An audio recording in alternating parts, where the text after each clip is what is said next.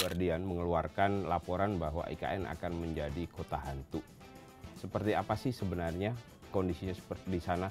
Saya sudah bersama Mas Sucipto atau Mas Cipto yang kebetulan liputan bareng dengan wartawan Guardian waktu itu. Kalau pembangunan fisik mungkin beres-beres aja ya. Sampai 2028 mungkin akan terbangun tuh lembaga eksekutif, legislatif, yudikatif, kantornya akan terbangun. Tapi dia akan menjadi kota hantu ketika ini tidak difungsikan sebagaimana ibu kota negara. 2028 itu kalau kita lihat dari masa pemerintahan presidennya sekarang, itu kan berarti sebentar lagi mau pemilu tuh. Nah, prediksinya nih kira-kira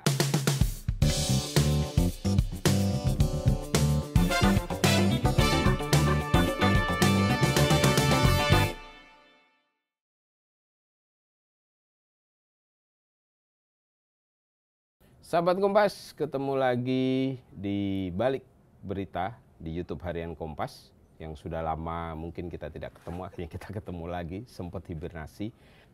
Kali ini kita akan ngobrolin soal IKN. Ada yang sudah lupa? Semoga belum. Kita akan lihat nih, barusan ada media The Guardian mengeluarkan laporan bahwa IKN akan menjadi kota hantu.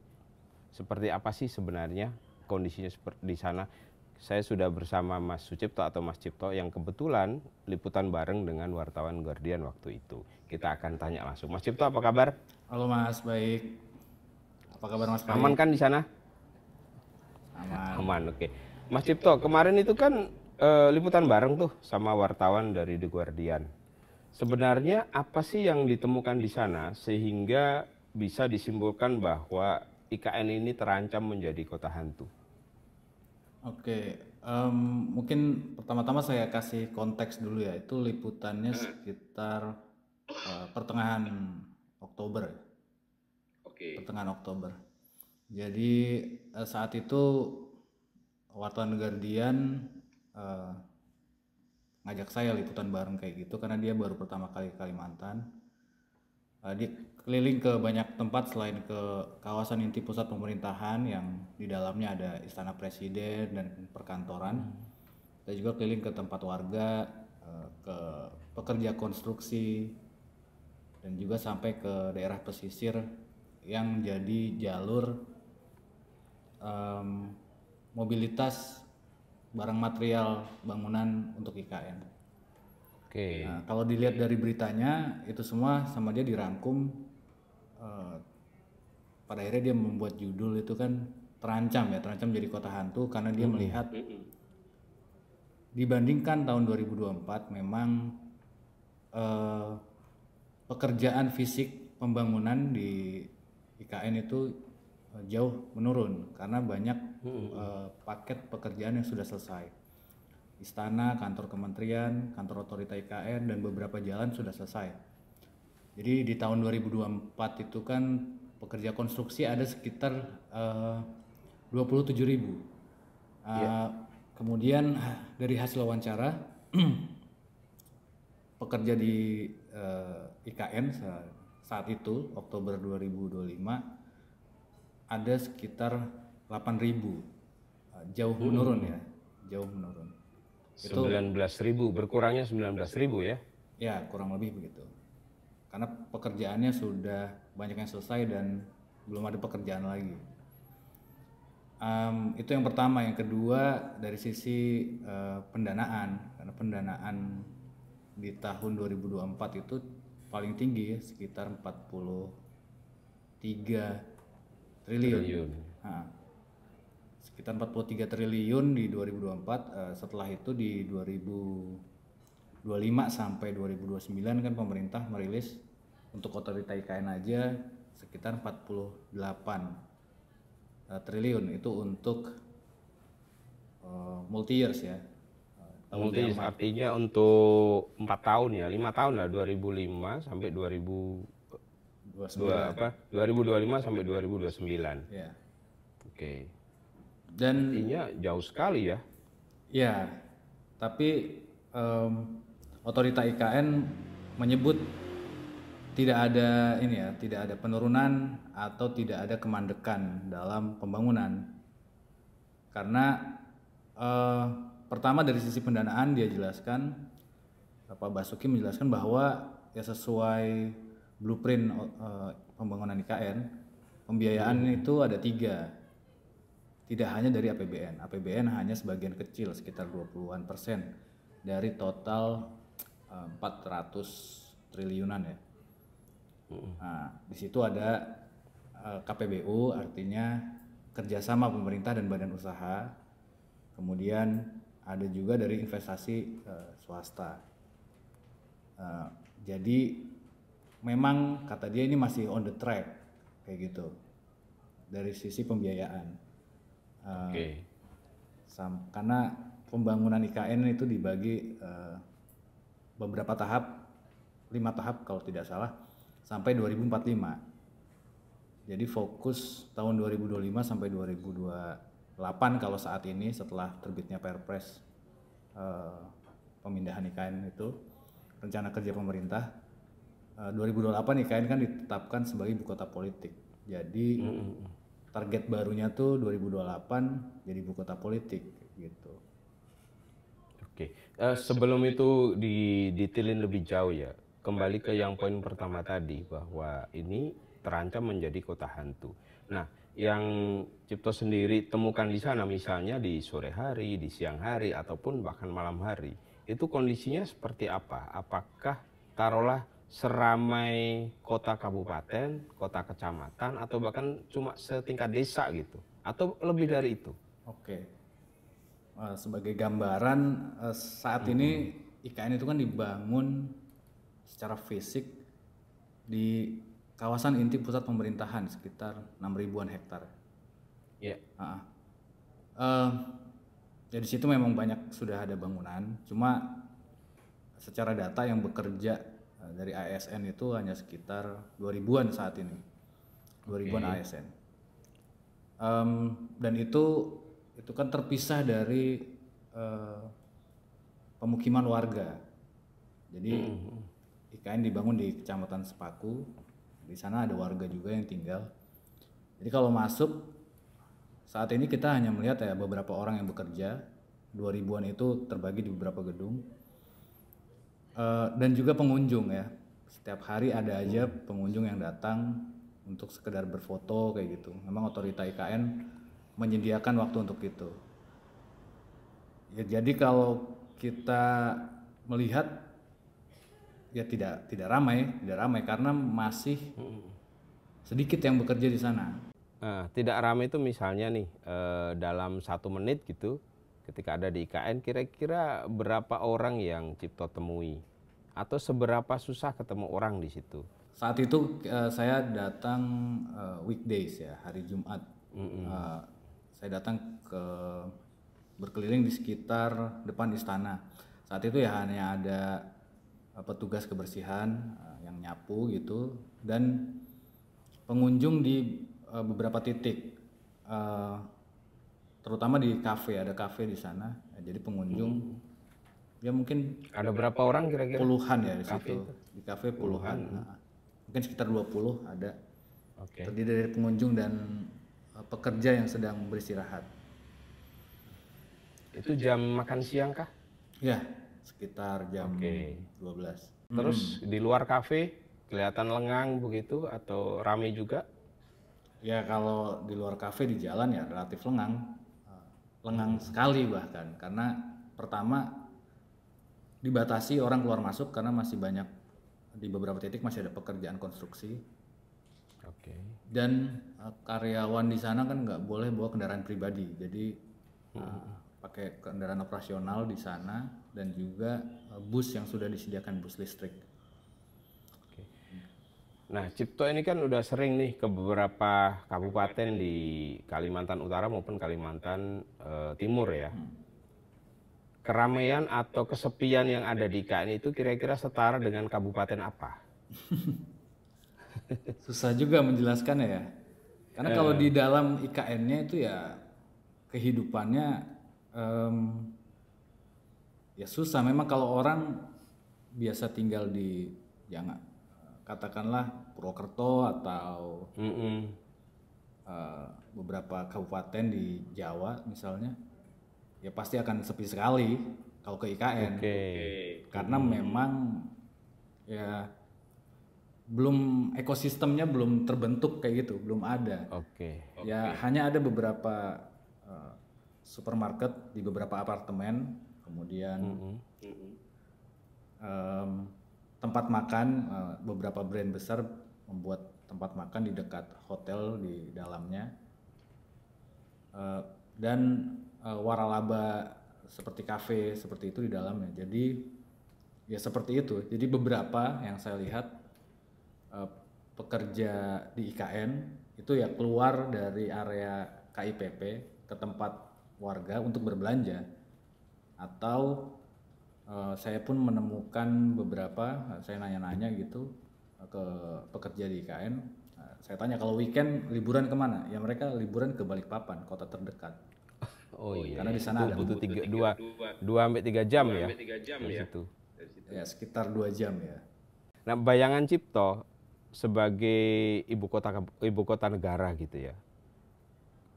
Elemen-elemen apa saja yang perlu segera didatangkan ke situ sehingga itu aura sebagai ibu kota negara itu kerasa gitu. Entah itu ramainya, kesibukannya, atau apa ya, atmosfernya gitu.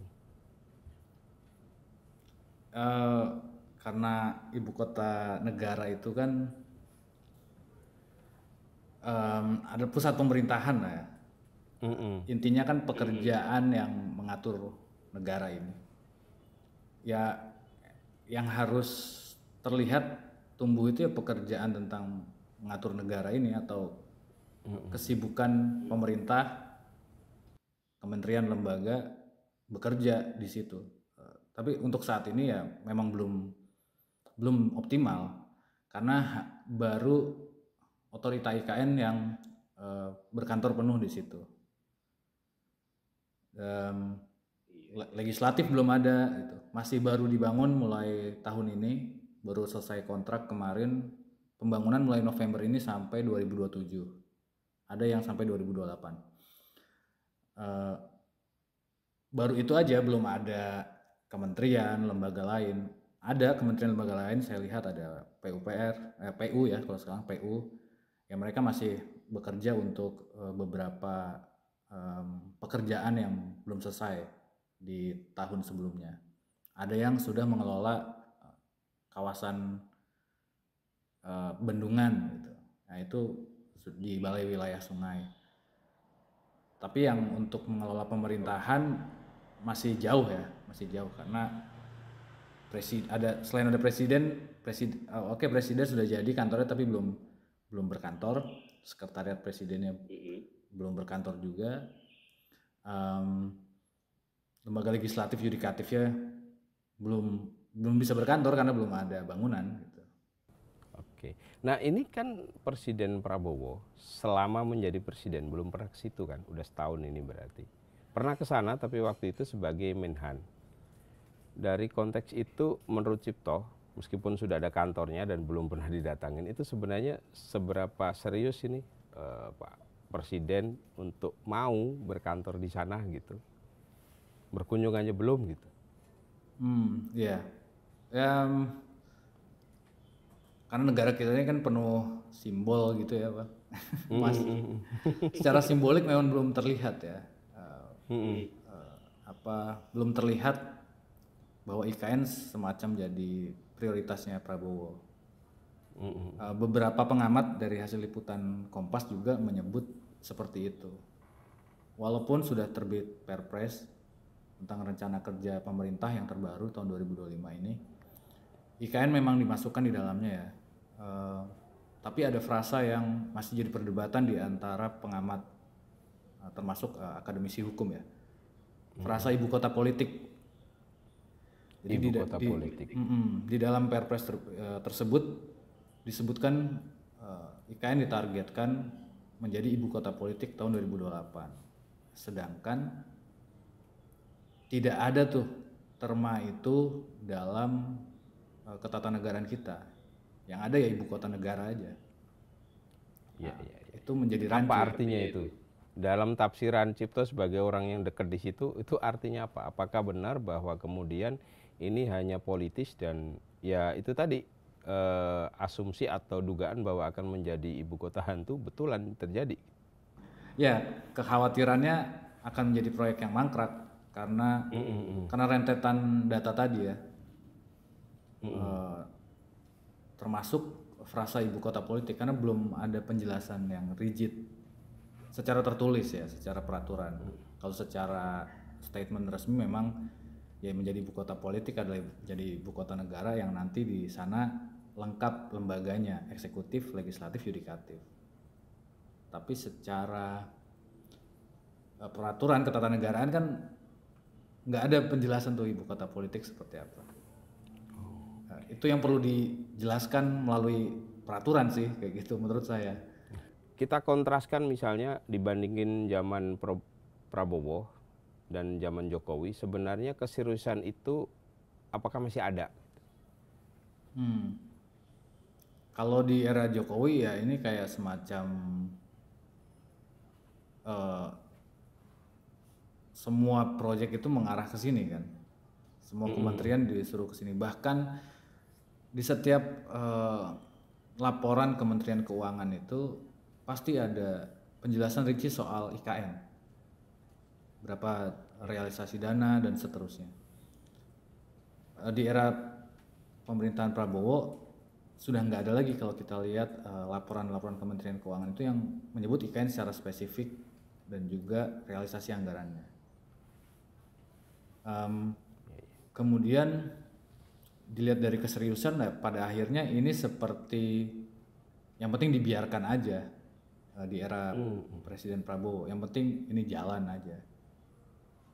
Belum ada semacam keinginan kuat ini akan dijadikan ibu kota negara atau proyek yang perlu diselesaikan sesuai tenggat atau dan seterusnya. Kalau di era Presiden Jokowi bahkan upacara dikebut di sini gitu. Di era ketika sudah jadi di era Presiden Prabowo nggak perlu ada di sini, belum pernah lah setidaknya. Dengan begitu bahwa premis tadi ini akan menjadi kota hantu, apakah itu kemudian nanti akan benar-benar terwujud, dan untuk membuktikan itu kira-kira butuh waktu berapa lama tuh bagi Cipto yang dekat di situ? Apakah dalam 3 bulan atau setahun ke depan akan kelihat tuh? Kalau tidak segera dikebut, nah itu akan menjadi kota hantu. Kalau pembangunan fisik mungkin beres-beres aja ya. Sampai 2028 mungkin akan terbangun tuh lembaga eksekutif, legislatif, yudikatif, kantornya akan terbangun. Tapi dia akan menjadi kota hantu ketika ini tidak difungsikan sebagaimana ibu kota negara. Gitu. Masih ada waktu 3 tahun ya untuk memberi ruh kepada IKN agar dia hidup, tidak menjadi kota hantu. Begitu maksudnya kah? Iya betul, harus ada ruhnya, kegiatannya, kegiatan intinya ya pekerjaan kenegaraan 3 lembaga itu tadi di sini. Kita tunggu apa sih ibu kota politik itu di 2028 gitu. 2028 itu kalau kita lihat dari masa pemerintahan presiden yang sekarang, itu kan berarti sebentar lagi mau pemilu tuh. Nah, prediksinya nih kira-kira akan seperti apa tuh IKN? Apakah menjadi perebutan wacana atau bahkan orang kemudian calon-calon itu mulai memperbincangkan lagi? Sekarang kan rada sepi nih. Nah, untuk entah itu merebut hati konstituen atau untuk mencari dukungan dari kelompok lain gitu. Bisa jadi seperti itu. Saya rasa Pak Prabowo juga mencari jalan aman gitu ya untuk pemilu selanjutnya. Saya nggak tahu apakah Pak Jokowi itu masih memberi dampak untuk pemilihannya Pak Prabowo selanjutnya. Kalau iya ya mungkin dengan memasukkan ibu kota politik ini setidaknya sebagai jalan tengah. Jadi ini semacam oke, karena saya naik jadi presiden dibantu Jokowi, ini saya masukkan dalam salah satu rencana kerja pemerintah sampai tahun 2028. Kalau kondisi politik membutuhkan bantuan Jokowi lagi, setidaknya ini kan sudah dimasukkan tuh dalam rencana kerja pemerintah. Walaupun tidak diberi perhatian khusus ya, layaknya MBG yang mana itu programnya Pak Prabowo. Saya rasa ada hitung-hitungan itu dan mengamankan juga mungkin suara masyarakat di Kalimantan yang merasa sebelumnya merasa diuntungkan dengan atau mendapat manfaat dengan adanya pemindahan ibu kota ini. Oke, Cipto, menarik nih ngobrolin soal IKN. Kita sih berharap semoga itu benar-benar jadi ya, sehingga uang rakyat yang sudah disalurkan itu berguna. Untuk apa kita bangun istana gede-gede, tapi akhirnya kemudian menjadi istana hantu seperti prediksi The Guardian, dan semoga itu tidak terjadi. Itu dulu Cipto, terima kasih banyak. Sahabat Kompas, itu tadi obrolan dengan Cipto. Dan jangan lupa untuk langganan Kompas ID untuk mendapatkan berita yang berkualitas, terbaru, dan presisi. Sampai jumpa lagi di Balik Berita edisi berikutnya. Dah.